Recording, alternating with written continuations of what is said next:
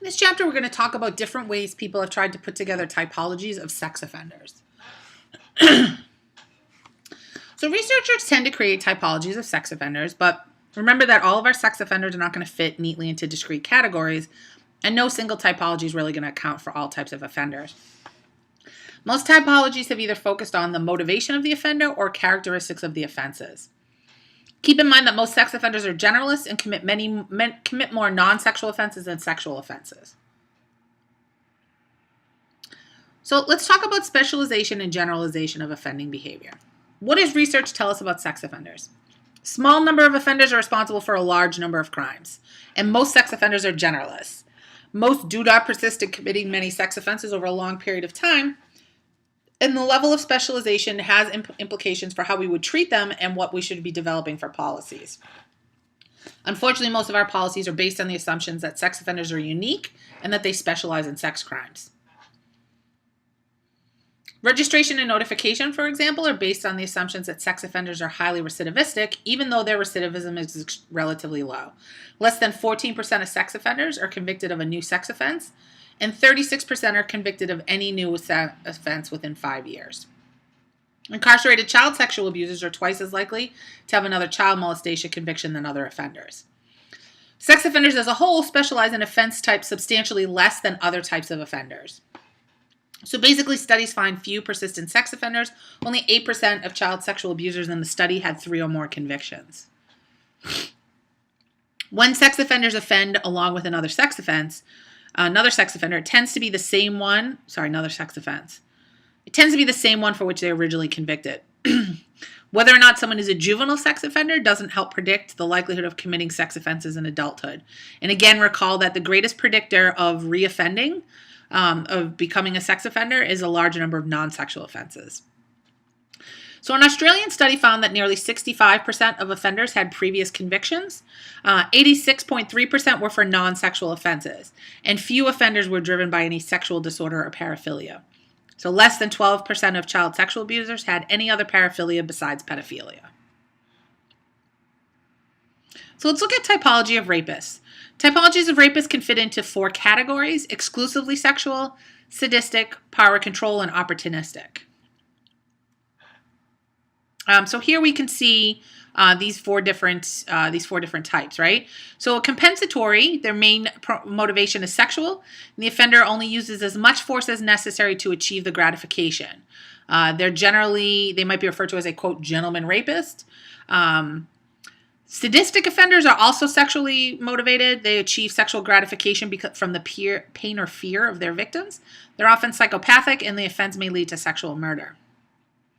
Power control rapists do not have a sexual motivation, or that's not their primary motivation. This is an aggressive pseudo-sexual act, and the offender desires power and dominance over the victim. Motivation may be humiliation, degradation, and the offender is often angry. An opportunistic sex offender is also not generally motivated by sex.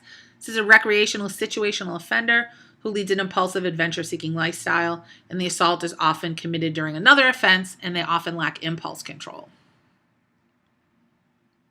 So sexually motivated offenses. First, we've got this exclusively sexually motivated offense. This is someone who's purely motivated by sexual needs, and this is pretty rare.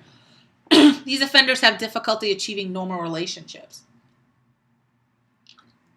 They see violence as the only way to secure their goals of sexual gratification, and feelings of inferiority can lead to exaggerated masculine behavior and eventually rape. Sadistic offenders achieve sexual gratification from the victim's pain and or fear. This is the most dangerous sex offender, as it may lead to sexual murder. They tend to be predatory, exhibit a high rate of recidivism, be strangers, and use violence and show little empathy. They often share characteristics with those who have antisocial personality disorder. They're often impulsive, aggressive, and unstable. They often engage in deceitful, irresponsible behavior and have a reckless disregard for the safety of others. And basically what happens is the pain they cause sexually excites them, and this leads to an escalation in the level of violence. They often engage in a high degree of planning, choosing a pre-selected location, engaging in binding and torture. Power control rapists are rapes inherently motivated by an element of power or control. And Groth defines rape here as a pseudosexual act. It's a desire of offenders to achieve power and dominance rather than sexual gratification. This viewpoint is supported by feminist theories who argue that rape is a consequence of deep-rooted social traditions of male dominance and female exploitation.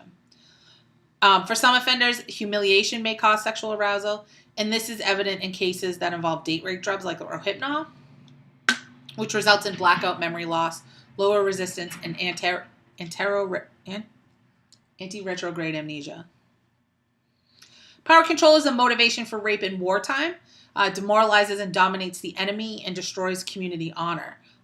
It's an extreme form of machismo, and some soldiers have actually been given a direct order to engage in rape.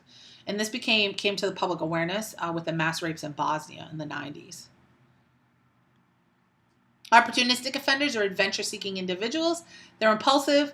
They usually commit the offense during the course of another crime, like a burglary. These are generalists who commit more non-sexual crimes than sexual crimes. They tend to be compulsive and have poor social and relationship skills. Let's look at typologies of child sexual abusers. In the 70s and 80s, there's a great deal of research, and the feminist movement are help exposing the extent of child sexual abuse.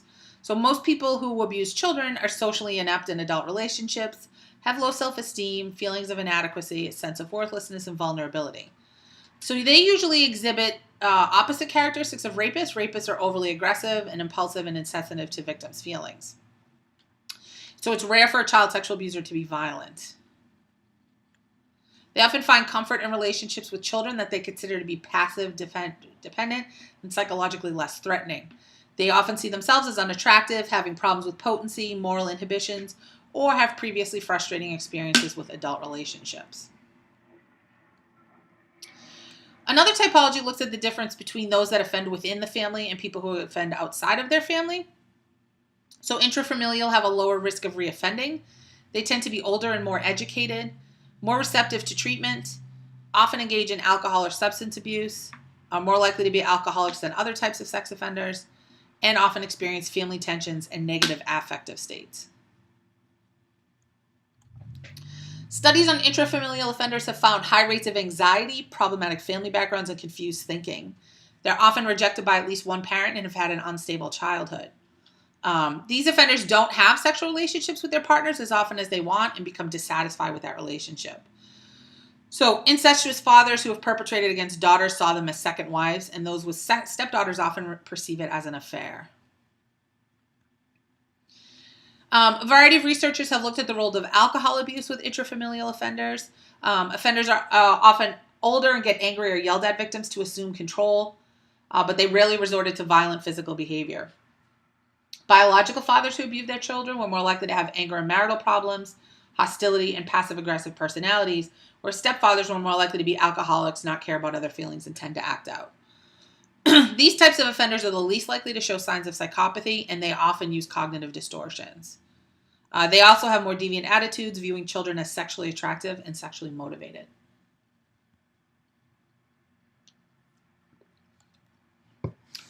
Eight independent variables independently discriminated between intrafamilial pedophiles and hebephiles in 90% of cases. This was in a study of 168 CSAs based on pre-sentencing reports. So they were often sexually victimized as a child. They often have a pre-pubertal victim, have a seduction motive, age-appropriate relationship stress, an own child as a victim, social facade, and anger. So pedophiles are the least likely to have been abused as children and most likely to have pre-pubertal victims and most motivated to seduce their victims. Hebephiles are most likely to experience external stress, and intrafamilial are most likely to feel a sense of entitlement towards their victims. Dennison found that extrafamilial and non-biological intrafamilial abusers have high levels of anxieties, but they have no differences in terms of impulsivity and hostility. All sex offenders have high levels of depression and self-consciousness. Intrafamilial abusers with immediate family members as victims and extrafamilial members also have low levels of extroversion and low levels of deliberation. They're more likely to be suffering from self-esteem and self-control problems.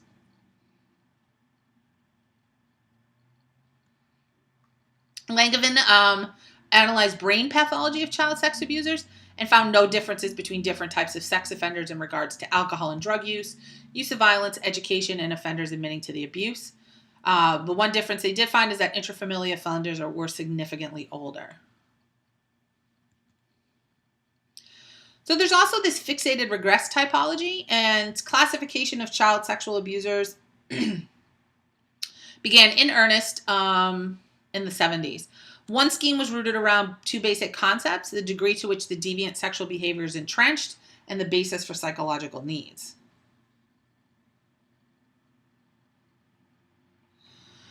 So Groth created the fixed regression dichotomy. So fixated offender is persistent, continual, and compulsive attraction to children, whereas a regressed offender is a situational offender precipitated by external stressors. And this is the basis for most typologies of CSA. And it's really best thought of as not two opposing ideas, but a continuum. Fixated offenders tend to be exclusively involved with children, and they're usually attracted to children from adolescence. They're most likely to choose extrafamilial victims who are either male adolescents or prepubescent girls. These fixated offenders show psychological and emotional characteristics of children and do not develop sexually to the point of finding their peers attractive and desirable. And so these desires are embedded in their psyche. They often recruit, groom, and develop relationships with vulnerable children, and this often continues for several years. They tend to believe they're carrying mutual relationships and that the child is learning from the experience and deriving pleasure from it. They committed more offenses than those for which they've been convicted, and their victims are less likely to report the abuse. And when they do, there's generally a significant delay. Fixated offenders who abuse boys are more likely to commit offenses are likely to commit more offenses than other types of offenders, and these tend to, amongst sex offenders, these guys tend to have the highest risk of reoffending.